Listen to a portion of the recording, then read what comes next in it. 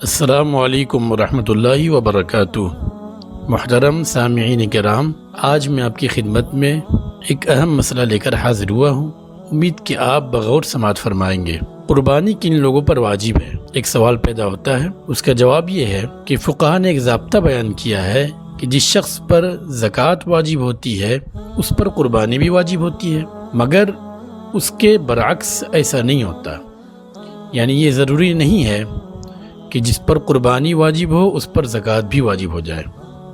مثال کے طور پر آپ بات کو سمجھیے کہ جس شخص کی ملکیت میں قرض نکال کر 87.5 گرام سونا یا 612 گرام 360 ملی گرام چاندی یا اس قیمت کے برابر مال تجارت ہو تو اس شخص پر زکوٰۃ اور قربانی دونوں واجب ہوگی، کیونکہ یہ نصاب نامی ہے اور نصاب نامی سے زکوٰۃ اور قربانی دونوں واجب ہوتی ہے۔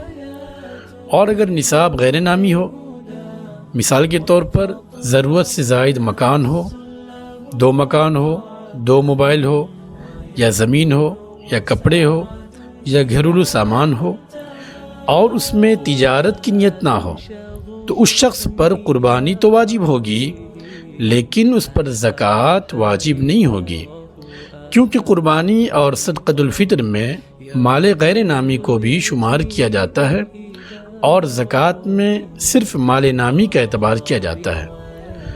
اور ایک مسئلہ یہ بھی ہے کہ زکوٰۃ کے اندر سال گزرنا شرط ہے، یعنی اگر پورا سال گزر جائے مال پر تو زکوٰۃ واجب ہوگی، لیکن قربانی اور صدقہ فطر میں سال گزرنا شرط نہیں ہے، بلکہ جس وقت صاحب نصاب ہوا ہے تو قربانی اس پر واجب ہو جائے گی۔ اب ذہن میں یہ بات آتی ہے کہ مال نامی کس کو کہتے ہیں؟ جو آپ نے سنا ہے مال نامی کا معنی ہے بڑھنے والا مال۔ اب یہ مال چاہے حقیقت میں بڑھے یا حکمی اعتبار سے بڑھے، بڑھنے کی 3 صورتیں ہیں۔ نمبر 1 تجارت سے بڑھنا، نمبر 2 نسل کی جو بڑھوتری ہوتی ہے، افزائش ہوتی ہے، اس سے بڑھنا، نمبر 3 پیدائشی طور پر بڑھنا جیسے سونا چاندی وغیرہ۔ تو اس طرح سے اگر مال بڑھ رہا ہے، اس کے اندر بڑھوتری ہو رہی ہے، تو یہ مال نامی ہے۔ اب اندازہ لگائے کہ جس پر قربانی واجب ہے، کسی کے پاس اتنا مال ہے کہ 612 گرام 360 ملی گرام چاندی کے برابر مال ہے یا اس کی قیمت ہے، تو اس پر قربانی واجب ہے۔ اب اس کو چاہیے کہ قربانی کے دن آنے سے پہلے اپنے آپ کا اندازہ لگائے کہ میرے پاس اتنا مال ہے یا نہیں۔ اگر اتنا مال ہے تو اس پر قربانی واجب ہے، تو اس انمول موقع کو غنیمت جان کر قربانی کی فضیلت حاصل کرنی چاہیے۔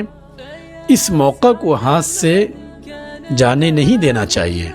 لہٰذا قربانی کے بہت کم ایام باقی رہ گئے، چند دن باقی رہ گئے ہیں، تو قربانی جس پر واجب ہے وہ لازمی طور پر قربانی ضرور کرے۔ اللہ ہم سب کو عمل کی توفیق عطا فرمائے۔ آمین ثم آمین۔